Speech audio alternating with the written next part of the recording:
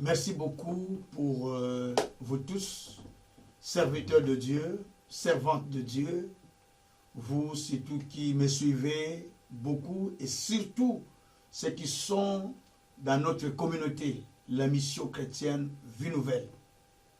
Partout où vous êtes, le pasteur qui travaille dans cette communauté, les diacres, les serviteurs de Dieu, les servantes, que Dieu vous bénisse pour la persévérance que vous avez eu de pouvoir garder la foi en Dieu dans des moments où beaucoup de gens ont abandonné la foi. Que Dieu vous bénisse encore parce que vous êtes demeurés fermes à cette vision et vous êtes attachés non seulement à Dieu, mais à moi, c'est son serviteur qu'il a envoyé pour cette mission de libérer ceux qui sont retenus captifs. Mes bien-aimés, je voulais partager avec vous quelque chose. Ce n'est pas une prédication comme telle, mais je voulais partager avec vous la vision de Dieu pour cette année 2022. En 1991, ce que nous appelons ici en Belgique 91, 1991, et notamment en France, français, 91, c'est le jour où le Seigneur m'était apparu dans une vision qu'il m'avait donnée. J'étais dans une retraite, où j'étais en retraite, pendant 11 jours de jeûne et prière, et le 7e jour, Dieu me parla de conduire l'avion qui était stationné quelque part, sur laquelle il y avait beaucoup de récipients d'eau à l'intérieur. Il m'a dit, conduis cet avion, va distribuer l'eau dans le monde. Et j'ai discuté avec Dieu dans cette vision en disant, Seigneur, je ne sais pas conduire l'avion, je sais conduire les véhicules, mais l'avion non. Il dit, conduis, c'est moi qui t'ai dit. Je voyais le Seigneur comme ça, j'ai crié, je pleurais dans ma chambre. C'était comme ça, pas dormir, je ne dormais pas. Comme ça, je voyais comme ça en live, dans une vision en live. Et j'ai obéi à ses instructions. Et quand j'ai accepté de conduire l'avion, Dieu me dit, va libérer ceux qui sont retenus captifs. Il m'a montré des gens qui étaient emprisonnés, des gens qui étaient dans des îles, qui étaient retenus, et personne ne savait les sortir. Et c'est ça la vision que j'avais reçue. Et Dieu me dira, quelques mois encore plus tard, je crois après cette retraite, Dieu me dira, toi et les enfants que je te donne, vous êtes pour des signes et des miracles. Vous serez grands. Ça, c'est le Seigneur qui m'avait parlé. Et il me dit, tu commenceras une école. Tu vas commencer à former des serviteurs. Tu seras leader de leaders. Et à l'époque, j'étais sous les pieds de notre père spirituel, le défunt Dr Ngoyi Yamouba de la Saint Ministries à Kinshasa Bandalungwa. Et quelques jours après, je suis tombé malade par le fait de beaucoup de gènes. Je me suis retrouvé dans une situation compliquée où j'ai fait la gastrite poissée. Et c'était difficile de soigner. Tout le monde était désespéré, me croyait mourir. Mais je me suis attaché à la vision que Dieu m'avait donnée. Et le pasteur est venu avec l'équipe pour prier à la maison, notre père spirituel, Dr Ngoy. Et en priant, il dit que sa maman avait reçu une vision, parce qu'elle était une femme qui priait beaucoup, qui était une grande servante de Dieu, paix à son âme. La maman est déjà décédée, maman Saf. Et papa m'a dit ce jour-là, notre père spirituel, Dr Ngoy, il a dit, Dieu m'a montré que tu allais dans le monde et tu as mené beaucoup de personnes au salut. Et tu faisais un grand travail et tu voyageais beaucoup dans le monde. C'est ce que Dieu m'a montré. Et il m'a montré que tu allais sortir des gens qui étaient dans des prisons, qui les emmènent. J'ai dit, ah, ça c'est la confirmation de la vision que vient de me donner. Et là, j'ai eu la confirmation que ce n'était pas utopique ou des choses que j'ai vues qui sont, je ne sais pas, imaginaires, mais c'est vraiment Dieu qui m'a montré des choses que je voyais. Et j'ai décidé de me laisser sous les pieds de mon père spirituel par une grande préparation. Il m'a dit, mais il faut prendre le temps de se préparer. Et j'ai attendu le temps de préparation. Je suis resté longtemps le temps de préparation. Mais pendant ce temps, il a commencé à m'utiliser.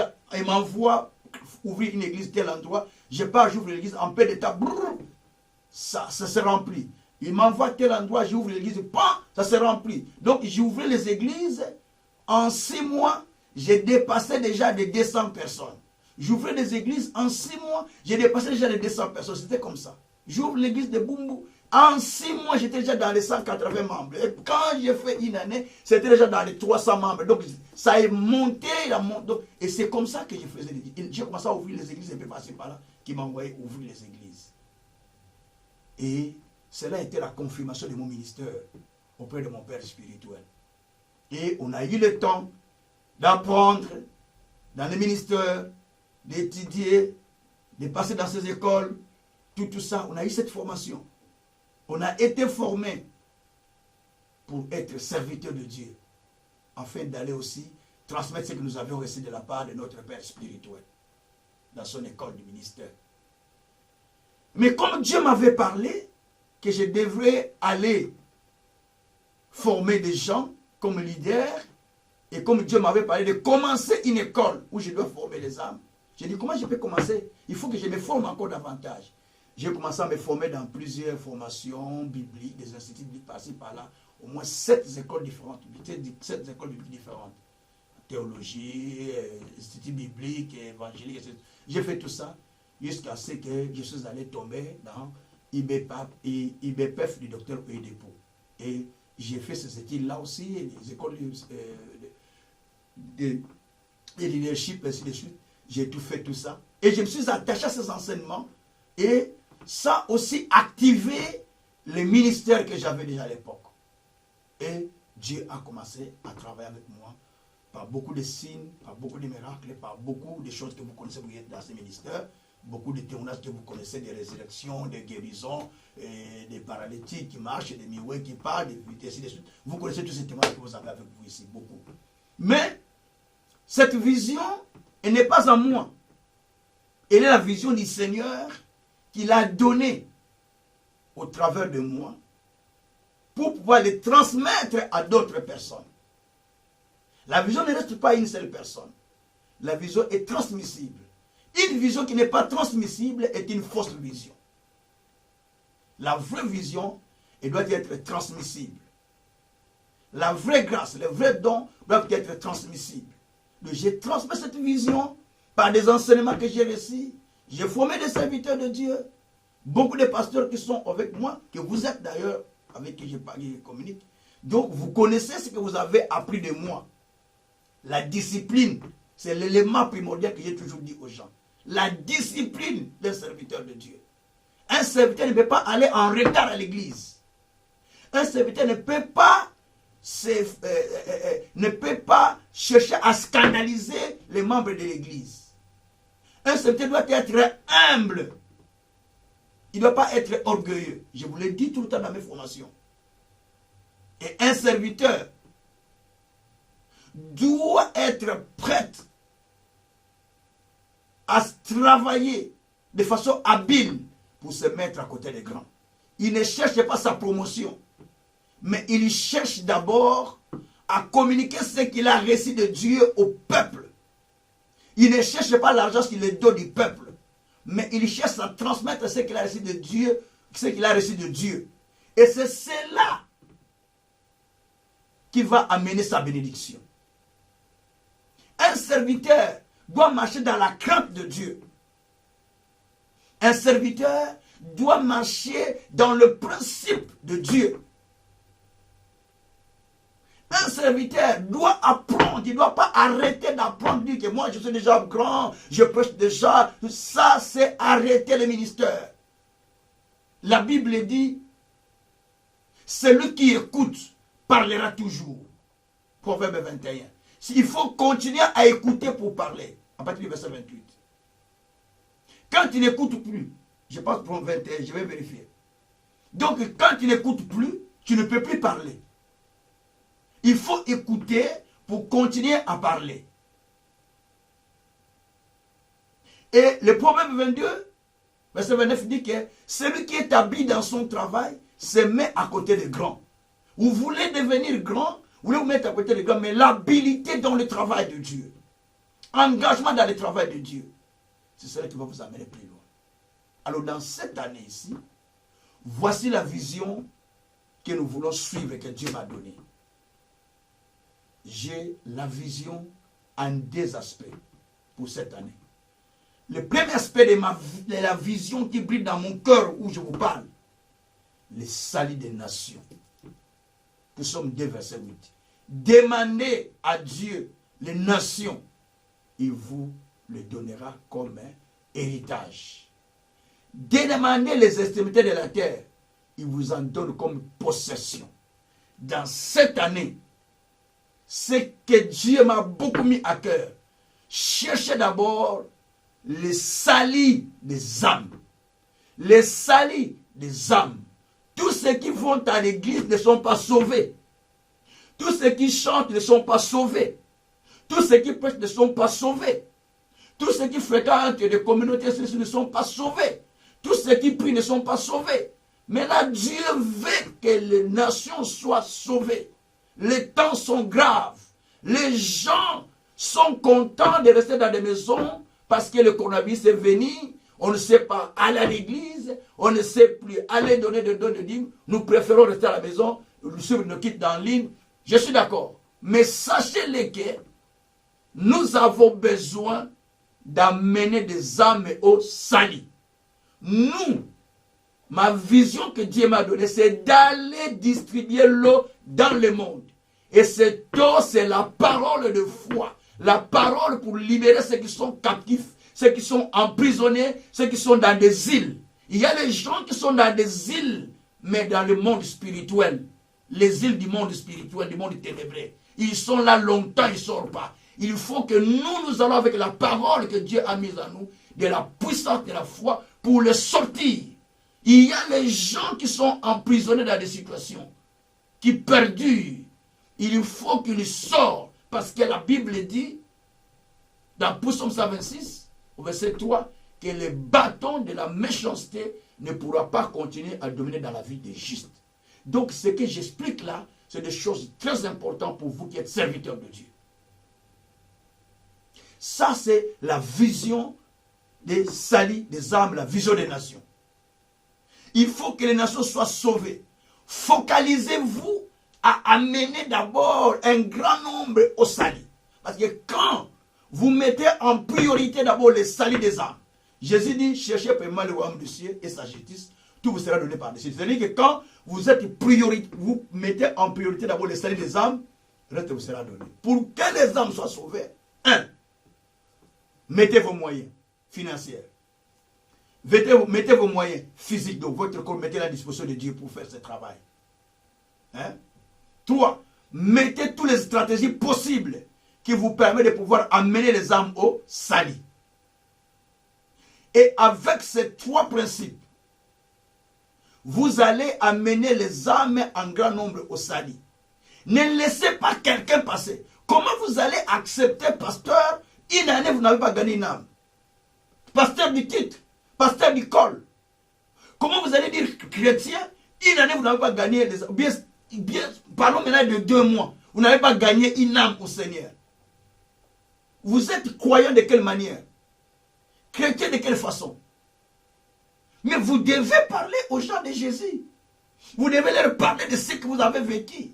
Parlez de Jésus avec conviction. Parlez de Jésus avec foi de vivre un miracle. Parlez de Jésus que cette année, si tu crois à mon Dieu, tu vivras un témoignage favorable. Si tu crois à mon Dieu, il fera des choses comme ça. Viens, tu vas voir si tu crois. La personne te suivra parce qu'il te voit avec conviction. Ça, c'est la première des choses. Donne-toi un jour où tu te mets en jeûne et prière. Ou 2 ou 3 jours, ça dépend comme tu veux. Tu peux le faire ça par semaine, tu peux le faire par mois. Mais tu te donnes des jours de jeûne et prière où tu pries pour le salut des âmes.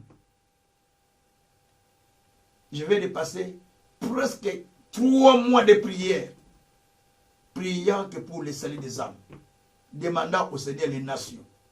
Et les portes s'ouvrent déjà pour plusieurs pays. Et ça, c'est la vision que vous devez continuer à faire. Que je sois vivant ou que je sois mort, vous continuerez cette vision. Mais je crois que je continuerai à vivre à cause du salut des âmes. Jusqu'à ma vieillesse, jusqu'à 120 ans. Ça, c'est ma foi. Parce que je suis prédicateur de la foi. Persévérer dans cela. Et Dieu va amener quelque chose. Le deuxième aspect de notre vision, c'est l'excellence. Nous devons vivre l'excellence à tout aspect. L'église de Dieu ne doit pas être pauvre. Parce que l'église de Dieu est une montagne qui est au-dessus de toutes les montagnes. Elle est au-dessus de toutes les collines. Ésaïe 2, versets 1 à 2. Nous sommes une montagne qui doit être au-dessus de la colline. Et les nations doivent s'affluer à l'église. Parce que c'est là où il y a la solution. C'est là où il y a la guérison. C'est là où il y a le salut. Pendant que les gens ont peur. Pendant que les gens disent que c'est fini, vous vous dites, il y a quelque part un endroit où nous pouvons aller nous réfugier. C'est où? C'est à l'église de Dieu. C'est là où il y a les miracles. C'est là où il y a les salis. C'est là où il y a la gloire. L'église, c'est où? Ce n'est pas un bâtiment. L'église, c'est toi, c'est moi, que nous mettons ensemble pour le salut des âmes. Pour amener les âmes au salut. C'est ça la vision que nous avons. La vision des âmes. La première des choses. Sois préoccupé de ça. Débourse ton argent. Débourse tout ce que tu as. Dispose ton corps. Dis-toi, mon corps, je te dispose pour le salut des âmes. Mets tes préoccupations à côté. Mets d'abord celui de Dieu en priorité. Tu n'as jamais pris Dieu en priorité. Tu le prends comme... c'est quand tu n'as pas de temps, tu pars à l'église. Et puis plutôt quand tu n'as pas d'occupation, tu pars à l'église. Quand tu n'as pas d'occupation, tu dis je sers Dieu. Ça, ce n'est pas servir Dieu, ça c'est faire des aventures. Vous ne comprenez pas l'appel que vous avez reçu ou quoi?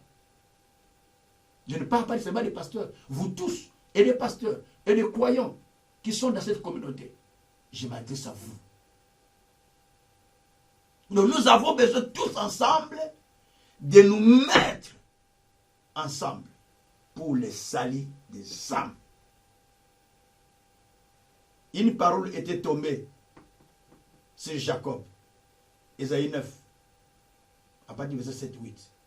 Cela a amené un grand nombre du peuple d'Israël à être bénis. Parce qu'ils ont saisi cela. Saisi ce que Dieu m'a dit. La vision d'abord des nations. Des âmes qui doivent être sauvées. Ça va susciter la bénédiction en vous. Et deuxième aspect de notre vision, la vision de l'excellence. C'est-à-dire, vous cherchez à exceller. Parce qu'il est dit dans Ésaïe 3, 10, dites aux justes que tout ce qu'ils feront, ça prospérera. Donc tout ce que le juste fait, ça va prospérer. Et vous devez exceller à tous égards. L'excellence, c'est quelque chose de très important pour vous et moi. Vous devrez prospérer. Vous devrez exceller. Vous devrez avancer. Vous devrez vivre le progrès évident. Mais tout cela en rapport avec la vision que Dieu nous a donnée. La vision d'aller libérer ceux qui sont retenus captifs dans des prisons. La vision d'aller sortir ceux qui sont encore emprisonnés, ceux qui sont encore dans les liens des ténèbres. La vision de distribuer ce taux-là dans le monde, vers les nations, pour qu'ils soient sauvés. Si vous ne savez pas partir, donnez l'argent aux gens qui veulent partir, ils vont aller faire ce boulot. Vous participez. Vous prenez part à l'évangile. Si vous ne savez pas aller, Dites, papa, moi je n'ai pas la possibilité d'aller, mais vous pouvez participer. Donnez l'argent aux gens, on imprime les flyers qu'on va distribuer aux gens d'être sauvés. On imprime les choses ou des bouquins, petits bouquins qu'on doit donner aux gens pour les sauver. Et ça, c'est hyper important. C'est la vision que Dieu est en train de déposer dans mon cœur par rapport à notre grande vision que nous avons d'aller libérer ceux qui sont restés captifs. La vision de sauver les nations, elle est très importante. Et deuxièmement, la vision de l'excellence. Nous devons vivre l'excellence. Dans des églises, pasteurs, là où vous êtes, au Congo, en Angola, en France, en Belgique, en Guinée, partout où vous êtes, toute la communauté vie nouvelle, soit à Bandundu, soit à Kinshasa, soit à Matadi, partout toutes ces églises sont. Je vous parle de pouvoir parler de l'excellence. Vous-même, serviteurs de Dieu, soyez les premiers à être fidèles à Dieu dans vos dons et vos dîmes. En faisant le vœu, ça vous amène à l'excellence. Vous avez suivi mon message du vœu que j'ai enseigné, où j'ai expliqué 4 éléments à faire. J'avais dit ceci, d'ailleurs si je peux vérifier ça. J'avais parlé premièrement, dans ce que j'avais dit, pour 2022, j'avais dit en premier, il faut avoir une vision d'aller quelque part. Jésus a dit, dans Jean 8, 14, je sais d'où je viens, où je vais. Tu sais d'où tu étais, maintenant où tu vas. Il faut avoir la vision de là où tu vas. Ça, c'est ta propre vision à toi. Ça ne parle pas de moi. Où tu vas. Deuxièmement, tu dois avoir la décision de faire quelque chose. La détermination. Job, chapitre 22, verset 27. À la décision que tu prends, verset 28. Tu prieras le Seigneur, t'écoutera, mais à la décision que tu prendras, cela va te donner la réussite. C'est très important. Et troisièmement, j'expliquais, il faut faire un vœu à Dieu. Pour Somme 116, pardon, verset 12 jusqu'au verset 17. David dit,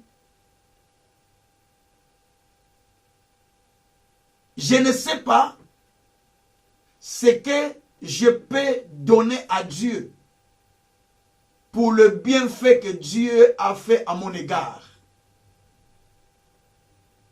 J'irai dans sa maison, je ferai des vœux. Faites un vœu à Dieu. Un vœu à Dieu. Seigneur, je fais un vœu pour mon excellence. Un vœu pour mon progrès. Anne a fait un vœu. Il a eu l'enfant. Peut-être vos prières ne répondent pas, mais le vœu répond. Anne a fait un vœu. Il a eu l'enfant.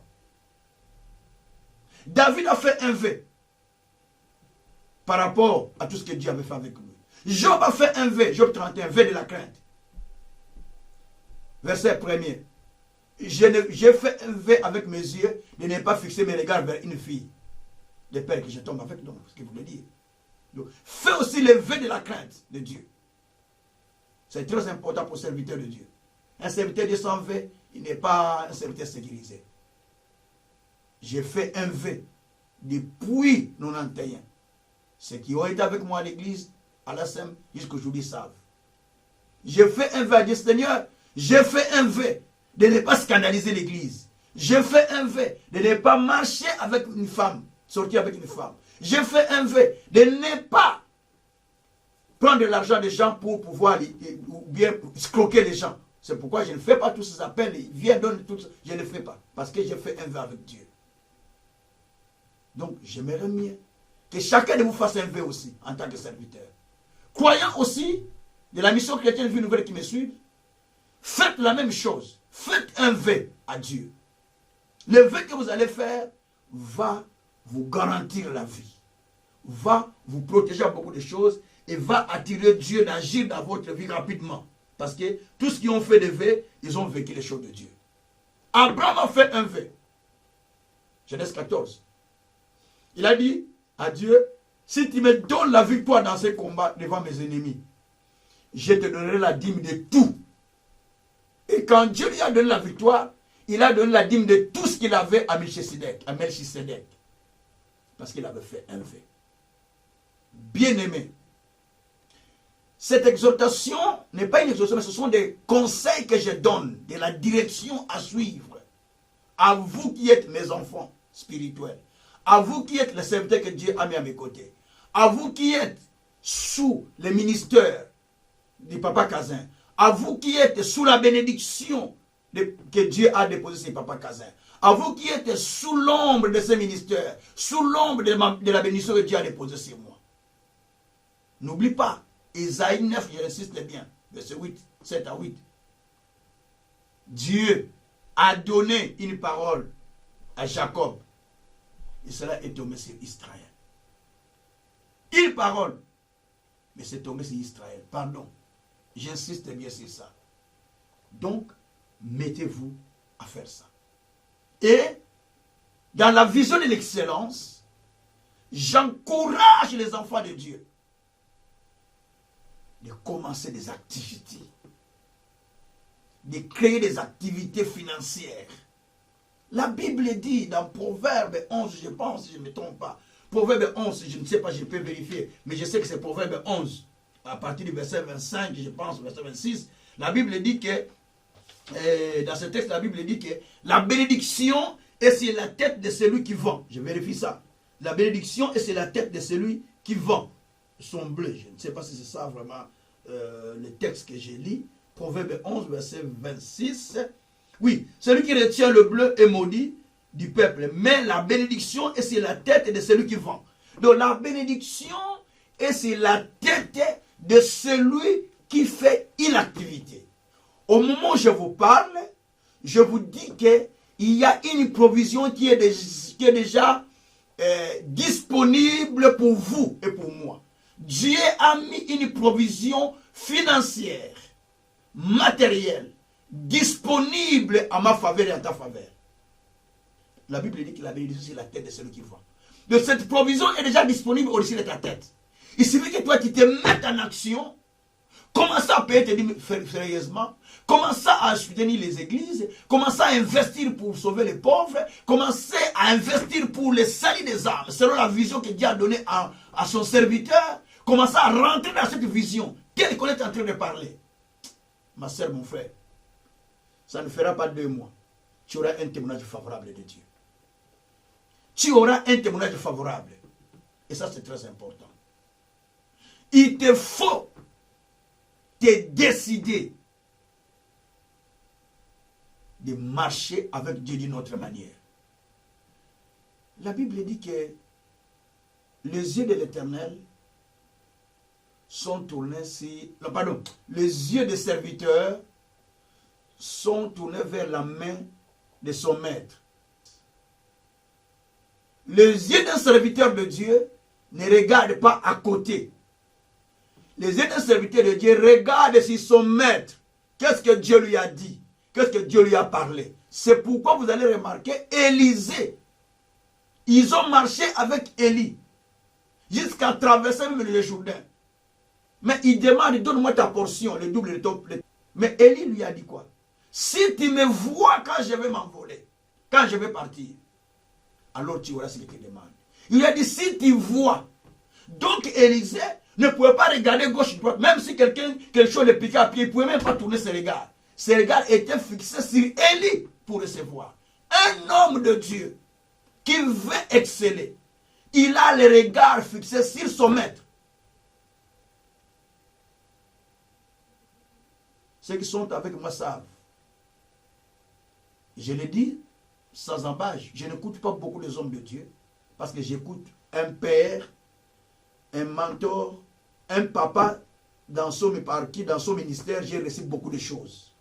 Et je les regarde, je l'écoute tous les jours de ma vie, j'écoute ses prédications. Parce que ça m'aide. Ça me réoriente. Ça m'instruit. Ça me dirige. Un fils doit écouter son maître. C'est pourquoi même Ésaïe dit dans Ésaïe 51, tournez le regard vers votre père Abraham. Donc un fils regarde le père. Il ne regarde pas à côté. Si vous êtes dans le ministère, vous ne regardez pas le père, vous regardez à côté, vous êtes déjà en dehors de la vision de votre maître. Vous ne serez pas béni selon la vision de cette mission. Mais si vous voulez être béni selon la vision que la mission que Dieu a donnée à votre maître, vous devez regarder qu'est-ce que Dieu lui dit encore aujourd'hui. Qu'est-ce que Dieu lui a dit. Vous faites attention sur tous ces mots, sur toutes ces paroles qu'il dit, sur tout ce qu'il vous enseigne, sur tout ce qu'il vous jette dans vos téléphones, ou sur tout ce qu'il partage avec vous dans les enseignements qu'il partage avec vous. Vous faites attention parce que votre vie en dépend. Vous ne pouvez pas faire le ministère sans avoir une référence.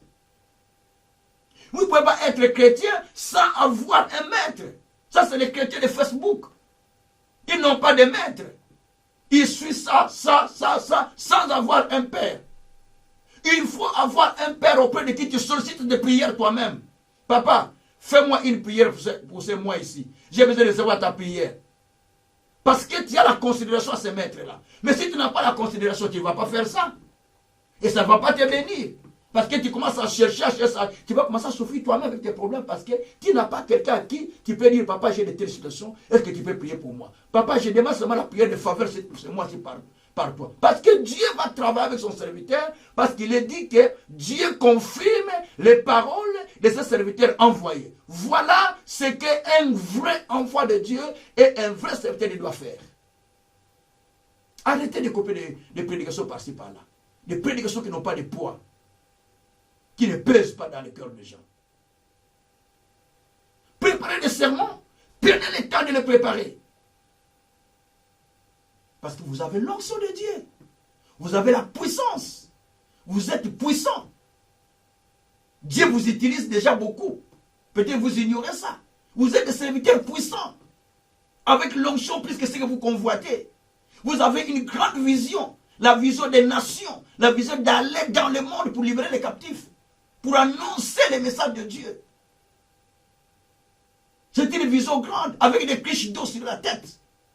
Pour ramener les âmes au salut. Vous avez une grande vision. Peut-être vous ignorez ça. Parce que des fois, on ignore ce qu'on a. Parce qu'on n'a pas compris. On va commencer à convoiter l'autre. Mais vous savez pas ce que vous avez. Vous êtes grand. Vous avez la grande vision. Vous êtes fort, vous êtes puissant. Vous devez exceller. Continuez à exceller. Parce que ce que vous avez, d'autres ne l'ont pas. Ne cherchez pas à copier ce que les autres ont. Développez ce qui est en vous. Vous allez voir l'excellence.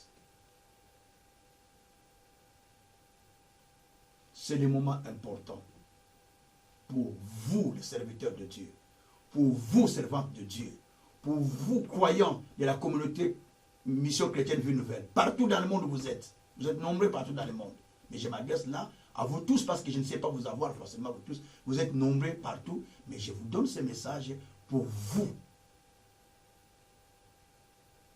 L'orientation de cette vision de 2022, la vision des nations. Psaume 2, verset 8. Demandez-moi les nations, je vous les donnerai. Les extrémités de la terre, je vous donne une possession. C'est l'année de demander les nations. Dis, Seigneur, j'ai besoin que les nations soient sauvées. Vous soyez chrétien, vous soyez prédicateur, vous soyez n'importe qui, mais votre vision d'abord, que les nations tournent vers Dieu. Si cette préoccupation, si cette vision devient votre préoccupation, donc vous cherchez d'abord les routes. Vous commencez à chercher les royaumes de Dieu en premier. Et le reste de Dieu va commencer à vous payer sans que vous puissiez demander ça. Parce que vous êtes préoccupé d'abord pour les nations. Et deuxièmement, cherchez maintenant la vision de l'excellence. Que l'Église excelle. Que le ministère excelle. Que vous-même vous excellez. Que la communauté excelle. Que les gens excellent. Qu'on prospère. Mais pour que vous arriviez à ce point-là, vous obéissez au commandement de Dieu. Vous payez vos dons, vous payez vos dîmes dans vos églises, mais vous payez aussi des dîmes à la communauté. Vous payez des dîmes et des dons. Et en plus de cela, vous créez des activités parallèles qui régénèrent des fonds. Ou plutôt qui génèrent des fonds. Donc vous créez des activités parallèles qui peuvent générer des fonds. Si Dieu vous bénit aujourd'hui, vous allez bénir la communauté. Si Dieu vous touche aujourd'hui, vous allez soutenir la communauté. Sans qu'on vous demande, vous-même, vous dites non, moi, j'ai fait un vœu à Dieu. Chaque mois, je donne autant pour la communauté. Chaque mois, je donne autant pour soutenir la vision que Dieu a donnée à Papa Kazin. Le grand Dieu qui m'a envoyé vous verra et vous bénira. Parce que notre provision ne vient pas des hommes. Notre provision vient de celui qui nous a envoyés. Il a la provision. Il y paye. Et il soutient son œuvre. De sa manière. Mais voyez grand. Sortez dans des petites choses. Voyez grand. Ne vous limitez pas seulement à ce que vous faites. À moi, je suis fini, c'est comme ça, c'est fini. Non. La vie n'est pas... Même les gens qui ont 85 ans, ils ont encore la vision de faire des choses. Ne vous dites pas que c'est fini pour moi. Il y a encore des choses à faire. Sortez dans la petite vision.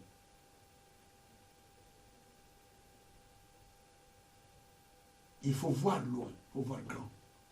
Cherchez à s'envoler comme l'aigle. Courir, oui. Mais envoler, c'est beaucoup plus mieux. Comme l'aigle. C'est l'air de s'envoler. C'est l'air de monter dans le désert. Il y a la provision qui traîne dans les ciels pour nous. Je vous dis ce qui est vrai. Proverbe 25, 23, verset, je crois, 3 à 5. La Bible dit que la richesse se fait des ailes et il s'envole dans les airs. Mais quand il s'envole dans les airs, il part où? Il reste dans les airs. Il attend quelqu'un qui est disposé pour le royaume de Dieu. Quelqu'un qui veut le salut des nations. Quelqu'un qui veut le progrès du royaume. Et ça tombe sur lui pour que les nations soient sauvées. De soyez celui-là pour que la provision qui est volée là de quelque part, qui traîne dans les ciels, que cela tombe sur vous. Merci. Ça, c'est la vision de notre année ici. En résumé, la vision des nations. La vision des nations. Que les nations soient sauvées. Et deuxièmement, la vision de l'excellence. Vous devez exceller. Vous devez progresser. Vous devez avancer. Les deux choses dont Dieu m'a parlé, beaucoup parlé que j'ai dans cette prière, que j'ai fait de 3 mois avant de finir l'année. La vision des nations et la vision de l'excellence. Sortez de ces coquilles où vous voyez toujours les choses aux mêmes dimensions. Sortez des coquilles. Dites, le temps est venu. Il faut que je sorte de ces coquilles où j'ai tourné tout autour chaque fois. C'est le temps de voir les témoignages favorables de Dieu. C'est le temps de voir les miracles de Dieu. C'est le temps de rencontrer votre Dieu vous répondre. Voilà ce que vous devez faire. Je dois m'arrêter par là pour ne pas continuer à parler. Voilà la vision que Dieu m'a donnée. Travailler dans la vision des nations. Croyants, chrétiens, pasteurs, évangélistes, docteurs, prophètes, apôtres qui sont dans cette communauté. Partout où vous êtes, vous suivez ces messages, c'est pour vous. Travaillez d'abord pour les nations. Décidez-vous pour les nations qu'ils soient sauvées, que les âmes soient sauvées. Et décidez-vous pour l'excellence. Les deux choses que vous devez retenir. Il faut qu'il y ait l'excellence aux gens que vous gagnez. Vous les reformez et vous leur parlez aussi de l'excellence dans leur vie. Et c'est très important. Qu'il y crée des petites choses, créer des activités, créer des entreprises, créer des choses qui peuvent amener l'Église à être bénie. Ne créez pas des activités seulement pour vous seuls. Créez des activités qui peuvent amener beaucoup de gens à travailler là-dedans et pour qu'ils quittent aussi la pauvreté. Et ça va vous rendre patron et ça va vous rendre grand directement. Ne dites pas où est-ce que j'aurai l'argent. Ce sont des idées qui enfantent l'argent. Des idées enfantent l'argent. Parce que la provision de Dieu est déjà sur votre tête. Il suffit de mettre en application et Dieu vous bénit. Je vais prier pour que l'onction là, des nations et de l'excellence puisse descendre sur nous. Éternel Dieu Tout-Puissant, en rapport avec cette direction que tu nous donnes, nous te bénissions, nous te louons. Tu as beaucoup de choses à nous enseigner. Mais tu nous as montré que nous devons vivre un témoignage favorable au long de cette année. Mais pour que cela vienne, tu as besoin que nous puissions avoir la vision des nations. Que les nations soient sauvées. C'est pourquoi tu as dit dans ta parole, cherchez premièrement le royaume de Dieu, sa justice. Et tout vous sera donné par-dessus. Éternel Dieu, je te prie en ce jour de nous accorder l'onction pour les nations. L'onction pour libérer ceux qui sont captifs. L'onction de libérer les âmes qui sont retenues encore dans le monde. L'onction de libérer ceux qui sont malades. L'onction de libérer ceux qui sont en difficulté. Au moment où je parle, en tant que ton envoyé, répands cette onction sur nous pour que nous amenions les âmes au salut. Et étends ta main sur nous, qu'il y ait des signes et des miracles, afin que nous continuons à annoncer la parole avec assurance et que nous témoignions aux gens que le Seigneur Jésus-Christ est vivant. Oh Dieu, amène des témoignages favorables, Seigneur, au milieu de nous. Et nous glorifierons ton Saint-Nom. Nous te demandons encore, Seigneur, que tu nous accordes l'onction de l'excellence. Ouvre les yeux de chacun. Que ses yeux soient illuminés spirituellement. Par cette illumination, qu'il voie des choses qu'il peut faire. Qu'il voie des choses qui sont cachées. Qu'il comprenne la bénédiction que toi tu as préparée pour lui. Illumine les yeux du cœur des gens. Pour qu'ils comprennent qu'ils ne peuvent pas demeurer dans la même situation. Ils doivent exceller. Car toi tu as dit, dites aux justes que tout ce qu'ils feront, ça prospérera. Tu as dit, je souhaite que tu prospères à tous égards, comme prospère l'état de ton âme. Tu as dit, je veux que vous excellez en toutes choses. Maintenant, laisse que nous puissions exceller en cette année. Là où les choses ne marchaient pas, que cela marche. Là où les choses ne tournaient pas, que cela tourne. Là où les chaînes bloquées, que cela se détache à l'instant que je parle. Là où les gens étaient demeurés dans la même situation, au moment où je parle, alléluia, je parle de nouveau redémarrage par la puissance de l'Esprit au nom de Jésus. Père, donne l'onction de l'aigle. Merci Seigneur. Donne l'onction de l'aigle. Donne l'onction de l'aigle qui le fait envoler plus loin à chacun de nous, afin que nous puissions nous envoler pour aller plus loin. Glorifie ton nom au nom de Jésus-Christ. Amen. Merci beaucoup pour ces moments que je viens de partager avec vous, les serviteurs de Dieu, les croyants, les chrétiens, les membres de la communauté Mission Chrétienne Vie Nouvelle. Partout où vous êtes, vous suivez ces messages, vous les pasteurs surtout, vous les croyants, vous les servantes de Dieu, vous tous, appliquez-les. C'est la vision de Dieu pour cette année, la vision des nations, pour qu'ils viennent au Seigneur, et la vision de votre excellence et de l'excellence de notre ministère. Cela est une grande bénédiction pour nous. Si nous travaillons pour les nations, nous travaillons pour l'excellence dans notre vie, dans notre église, dans notre communauté, Dieu aussi nous bénira grandement et il accomplira ce qu'il a dit. Soyez bénis, soyez encore bénis au nom de Jésus-Christ. Merci.